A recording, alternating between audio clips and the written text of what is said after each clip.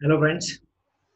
So, once again, I'm here in front of you for the next topic of CSAT. That is topic number 5 of module. The name of the topic is deriving conclusion from the passages. Deriving conclusion from passages. The topic name itself says that we have to conclude the whole passage. Passage का पूरा conclusion, उसका result, passage क्या कहना चाहता है, वो conclusion हम लोग को लिखना होगा. The name of the chapter says deriving conclusion from passage. It means you are not supposed to use your brain. हम लोग को हमारा ब्रेन यूज नहीं करना है. We have to use the passage for the conclusion. हम लोग को पैसेज ही यूज करना है for taking some conclusions, right. अब ना सपोज पूरा स्टोरी दिया हुआ है, बराबर. पूरे स्टोरी के अंदर से हम लोग को क्वेश्चन के अंदर ऐसा क्वेश्चन दिया होगा. सपोज रामायण की कुछ बातें चल रही है स्टोरी के अंदर, ऐसा फॉर एग्जाम्पल रामायण की कुछ बातें चल रही है, तो हम लोग को पूरी रामायण के बारे में लिख दिया ऊपर. कंक्लूजन के अंदर मतलब अपना पहला स्टेटमेंट, पहला क्वेश्चन ऐसा फ्रेम हो सकता है कि हनुमान जी राम जी के सेवा में कंटिन्यूसली उपस्थित थे. पूरी रामायण में हनुमान जी राम जी की सेवा में पूरे तरह से प्रेजेंट थे, उपस्थित थे, प्रेजेंट थे. अब ऑप्शन क्या होगा इसका? Option A, it is definitely true. Option B, probably true. मतलब ऑप्शन ए कंफर्म 100% राइट है. Option B probably true means what, 50 to 80% right है ये. बट डेफिनेटली ट्रू नहीं बोल, बट 50 to 80% राइट है. Option C, data is independent और इनएडिक्वेट.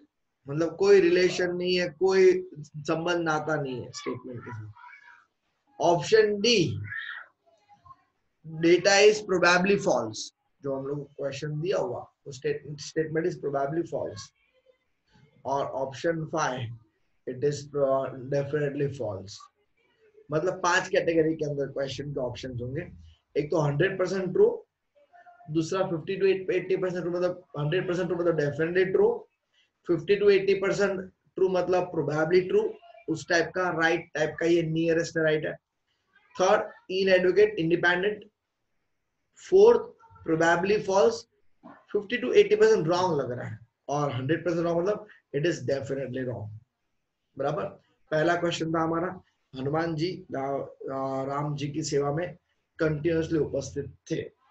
बराबर. तो ये स्टेटमेंट आप लोग का ऐसा लगा डेफिनेटली ट्रू, बट ऐसा नहीं है. क्यों? क्योंकि हनुमान जी राम जी को बहुत लंबे अरसे बाद मिले थे. बहुत लंबे अरसे हम लोग रामायण देखा होगा अभी सीरियल में, कोरोना के अंदर सब न्यूज चैनल के ऊपर रामायण और महाभारत का डिमांड था. पूरी फैमिली में सब लोग ने देखा रहेगा. तो रामायण के अंदर हनुमान जी बहुत लेट में, बहुत टाइम बाद मिले थे राम. हाँ, जब मिले उसके बाद सेवा में उपस्थित थे. बराबर. तो हम लोग को ऊपर रामायण का स्टोरी दिया हुआ, उसके अंदर इतना दिया हुआ है. बराबर. अब यहाँ पे हम लोग को जब स्टोरी के अंदर लिखा है, तो हम लोग ने स्टोरी वही रामायण का सीरियल का स्टोरी दिया हुआ है यहाँ. तो स्टोरी के अंदर हनुमान जी ने सेवा किया ऐसा लिखा हुआ है, बट कंटिन्यूसली सेवा किया ऐसा लिखा है क्या? नहीं. सेवा किया है, हाँ, तो it is true, yes. But it is 100% true. Continuous किया है क्या? नहीं. तो it is what, probably true. The answer is what? B, probably true. Second question. Ramayan की स्टोरी के अंदर राम के वनवास के बाद लक्ष्मण को मार दिया, वहां तक का स्टोरी दिया हुआ है। अरे लक्ष्मण को क्या, अपना लंकेश को मार दिया, मतलब रावण को मार दिया, वहां तक का स्टोरी पूरा दिया हुआ है। उनके दो बेटे थे, लव और कुश, उसका डिटेल इसमें नहीं दिया हुआ है, किसमें, पैसेज के अंदर, पैसेज में उसका डिटेल दिया नहीं है। अब क्वेश्चन सेकंड हम लोग का ऐसे, Lord Rama has two son, Luv and Kush. अच्छा, लव और कुश के बच्चे हैं, हाँ है, ये हमारा जनरल नॉलेज कहता है, हाँ कहता है, ये हम लोग को मालूम है, हाँ मालूम है। But is this information is given in the passage? No, it is not given in the passage, therefore it is not given in the passage, therefore data is inadequate, मतलब डेटा इनकम्प्लीट है, data पूरी तरह से दिया नहीं है। हम लोग प्रोबेबिलिटी फॉल्स नहीं बोल सकते, 100% फॉल्स नहीं बोल सकते, बिकॉज राम के बच्चे के बारे में उसमें डिस्कशन नहीं किया हुआ है। राम यहाँ से निकले, उनके पैदा हुए, वहां पे गए, वन में गए, उसको मारा, रावण को मार के खत्म हो गया रामायण। तो राम के बच्चों के बारे में डिस्कशन ही नहीं किया हुआ है। तो when there is no discussion about their son, so how can we say that Ram has two sons? General knowledge says it is right, but we have to derive conclusion from passage. Passage के ऊपर से हम लोग conclusion लिखना है, that's why data is inadequate. Clear? समझ में आया सबको? पक्का, कोई तकलीफ नहीं, 100% right? Yes. अब next,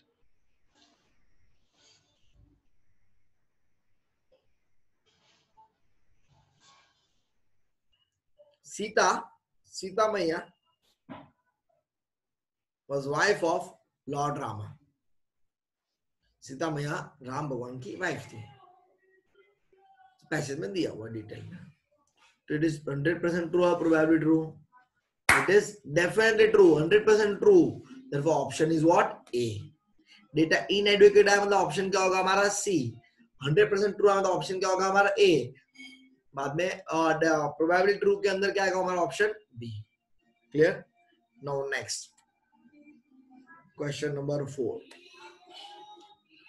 Now suppose it is given that Lord Rama,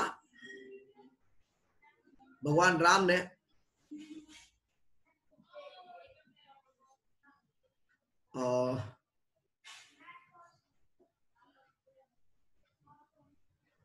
Lord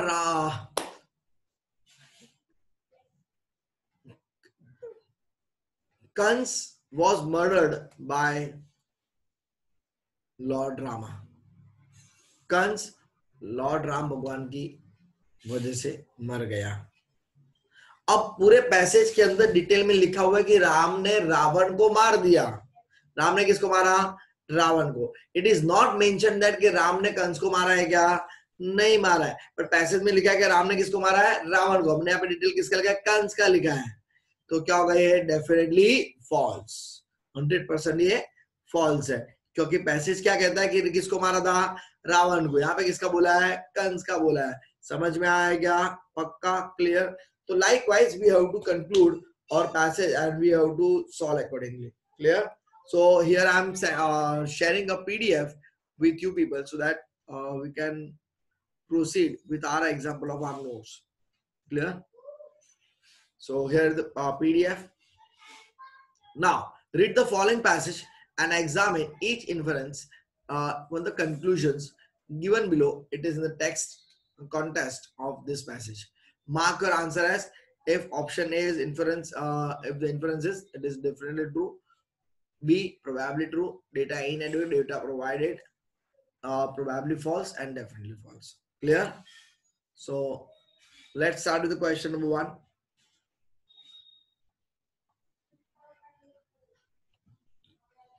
Sorry. The World Health Organization has called for improved surveillance to combat dengue and says the outbreak can be controlled in 2 weeks if all the necessary steps are taken to stop mosquitoes from breeding and break the transmission cycle. मतलब world health organisation क्या बोला कि ये हम लोग dengue को हम लोग स्टॉप कर सकते हैं 2 वीक के अंदर, अगर मॉस्किटो का ब्रीडिंग और उसका ट्रांसमिशन साइकिल मतलब पैदा होने का साइकिल हम लोग बंद कर पाए, तो उसको हम लोग कंट्रोल कर पाए। तो dengue is already the most wide spread mosquito borne disease among humans. आपको सबको मालूम है डेंगू कैसा कितना बड़ा डिजीज है, बराबर। In the past 15 years, outbreaks in South and Southeast Asia have been rapidly rising, mostly due to falling environmental and public health standard during urbanization. अपनी ही तकलीफों की वजह से एनवायरमेंट हम लोग ने बिगाड़ा हुआ है, तो इसी कारण साउथ और साउथ ईस्ट एशिया के अंदर पूरा ये सब प्रॉब्लम, मतलब यू कैन से श्रीलंका और सब डाउन साइड और अपने मद्रास मद्रास वहां पे ये सब डिजीज ज्यादा है। WHO reports that severe forms of the disease such as hemorrhagic fever, DHF, and shock syndrome are putting more 2.5 million people at risk worldwide each year. बराबर, ये जो इसकी वजह से फीवर व्यूअर आते हैं, ये फीवर बराबर ये 2.5 मिलियंस लोगों को हर साल पूरे वर्ल्ड के अंदर होता है। Importantly, 95% of DHF cases are among children less than 15 years. 15 साल से कम साल के बच्चों को DHF के केसेस आते हैं। Therefore, the disease has major impacts on public health and future generations. मतलब ये जो डिसीज है अपना डेंगू, वो जो है उसके वजह से बुखार आता है, फीवर बहुत बड़े हाई लेवल पे, तो वो फीवर व्यूअर बच्चों को होते हैं, इसलिए अपना फ्यूचर बहुत तकलीफ में है, और तो इसलिए वो हम लोग को देखने का क्या करने का ऐसे दिया हुआ है। Next, the rate of urbanization in south east Asia is controlled, outbreaks of all the disease are reduced. बराबर, तो अभी हम लोग क्या बात कर सकते हैं इसके ऊपर। It is mentioned in the passage that outbreaks in south and south east area, क्या बोला हम लोग को, साउथ और साउथ ईस्ट एरिया के अंदर वो मेजरली हम लोग को इन्फेक्टेड है, बहुत अच्छी तरह से वो इन्फेक्टेड है किधर, साउथ और साउथ ईस्ट एरिया के अंदर, and it is most rapidly due to falling environment. जो एनवायरमेंट खराब हुआ था उसकी वजह से फट फट फट फट फट क्या था, बढ़ रहा था, and public health standard organization during urbanization की वजह से ये सब हो रहा था। This fact and the question is quite probable, ये जो हम लोग को क्वेश्चन के अंदर दिया हुआ है वो probably right है, therefore the conclusion is what 100%, this is what conclusion is probably true, ये हम लोग का probably true conclusion हम लोग का होगा। बराबर, अब क्या, if the rate of urbanization in South East is controlled, और ऐसा थोड़ी फट से ये हो जाएगा, ये तो एक चांस है। क्या दिया देखो, outbreaks in South and Southeast Asia have been rapidly increased, most due to falling environment and public health standard during urbanization। तो यहाँ पे सिर्फ अर्बनाइजेशन का ही बात किया हुआ है, एनवायरमेंट का बात ही नहीं किया हुआ है, तो it is not probably true, you can not say it is confirmly true, right, confirm true, तो प्रोबेबली ट्रू। नेक्स्ट क्वेश्चन समझ में आया सबको? यस, चलो question number 2। World Health Organization has not collected data of outbreak dengue in the past. भाई इसमें हम लोग को दिया हुआ है कि लास्ट 15 साल में हम लोग को ऐसा ऐसा हुआ है, तो लेकिन वो किसका दिया हुआ हम लोग को,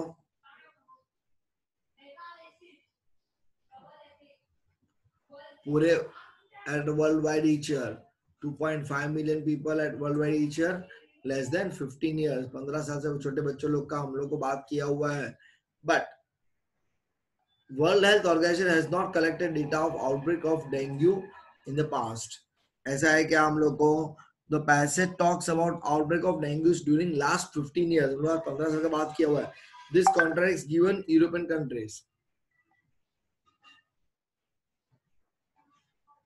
Hence data is what inadequate. हम लोग को यूरोपियन कंट्रीज के बारे में बात हम लोग को नहीं किया हुआ है यहाँ पे प्रॉपरली, बराबर। पूरे वर्ल्ड वाइड की यूरोप कंट्रीज मतलब अलग है, साउथ ईस्ट एरिया अलग है, पूरे वर्ल्ड वाइड के बारे में बात किया हुआ है। पीपल के अंदर कितना बोला है, 15 साल से बच्चे छोटे बच्चों लोगों को होता है ये, बराबर, ये सब लिखा हुआ है।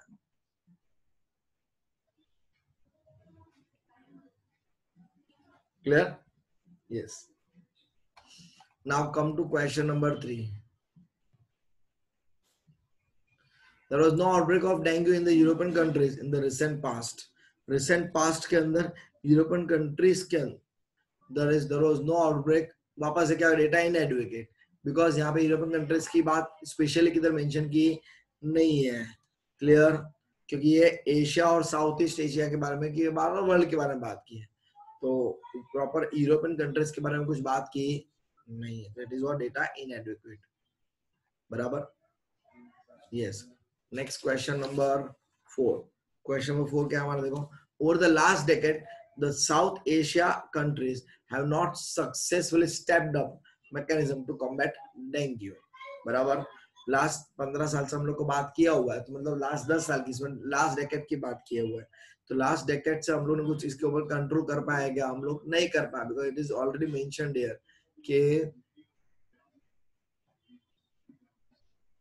during the dengue is already most widespread mosquito-borne disease among humans. In the past 15 years, outbreaks in South and South Asia have been rapidly rising, mostly due to this rapidly बढ़ रहा है लास्ट 15 साल में. मतलब ये last decade की बात कर रहा है, तो ये 100% रहा है, क्योंकि 15 साल के अंदर 10 साल तो आ ही जाता है. तो इट इज डेफिनेटली ट्रू. समझ में आया हम लोगों को सबको? पक्का? Can I proceed now? Yes. DSS type dengue seems mostly to be affected the adults. अभी हम लोग को DHF का पे बात किया हुआ है कि importantly 95% of the DHF cases are among less than 15%, 15 years. 15 साल से कम साल के बच्चों को DHF के केसेस का नोटिस होता है. But shock syndrome, DSS, dengue shock syndrome, उसके बारे में कुछ बात किया नहीं. ये सर ये क्या लिखा है? ये दोनों के बारे में बात किया है, ये दोनों के साथ एक साथ बात की. देखो, such as hemorrhagic fever and shock syndrome are putting more than 2.5 billion worldwide. ये दोनों के बारे में बात किया हुआ है. Importantly, 95% of the cases are among less than children. 95% children less than 15 years. 15 साल से कम बच्चों को ये इसके अंदर हम लोग को इसके अंदर दिखता है केसेस के अंदर, DHF के अंदर. बट DSS का कोई यहाँ पे क्लियरली बात किया नहीं है, तो इट इज डेटा इज इनएडिक्वेट. समझ में आ सकते हो? पक्का? क्लियर? टोटल इसके अंदर शायद 15 क्वेश्चन है. मैंने आप लोग को 5 क्वेश्चन कराए, बाकी 10 क्वेश्चन आप लोग को होमवर्क में करने का. एज यू ऑल नो कि हम लोग हर साल होमवर्क करते ही है, तो जैसे अपना ये हो जाएगा आज आप लोग पढ़ लेंगे. बराबर? आज मैं भी वीडियो आप लोग को अपलोड करवा दूंगा, और कल पॉसिबल होगा तो कल सुबह 10:30 बजे विल कंडक्ट डाउट सेशन. शायद इसमें डाउट सेशन की जरूरत नहीं पड़ेगी. Will conduct doubt session for this topic, deriving conclusion from the passages. बराबर? क्लियर? शायद बाय नेक्स्ट वीक एंड, अपना शायद नेक्स्ट वीक एंड पे अपना सिलेबस अपना खत्म हो जाएगा सब कुछ.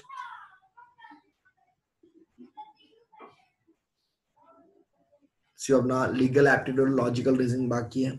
लॉजिकल रीजनिंग तो अपना आराम से चल रहा है पहले से अपना, because I want to be in touch with you till end, इसलिए अपना आराम से चला रहा हूँ मैं, कोई घाई नहीं है. So that you can discuss your doubts with us. हम लोग मिलते रहे तो अपना डाउट्स सॉल्व होते रहे, बात होते रहे, किधर कुछ अटका है तो हम लोग आगे प्रोसीड करते रहे. And your exams will be in the month of August 29th, right, somewhere. And as I have told you earlier, we will be conducting examination from next week. So we will be conducting our examination from this week. तो अपना Thursday को अपना current affairs का chapter number 1 और 2 का exam है, आपको already announce कर दिया हुआ ग्रुप के अंदर, और रिमेनिंग टाइम टेबल आपको आज मिल जाएगा शाम तक, पूरा टेस्ट सीरीज का. ठीक है, चलो. So wishing you again all the best and God bless you. Good luck. Take care. Bye.